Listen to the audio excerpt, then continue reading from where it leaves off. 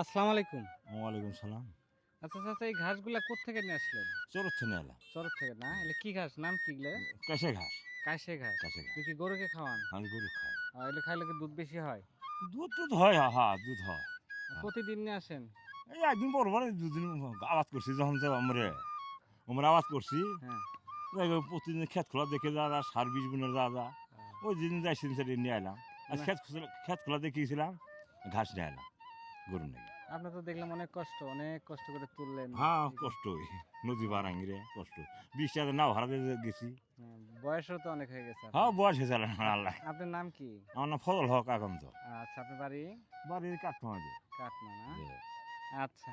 তো দেখলাম তো যে ঘাসগুলা নিয়ে আসলেন, এইজন্য এটা যমুনা নদী তো না? হ্যাঁ, যমুনা নদী। আচ্ছা। ভালো থাকেন, হ্যাঁ? হ্যাঁ, ভালো আছে। আসসালামু আলাইকুম। হুম,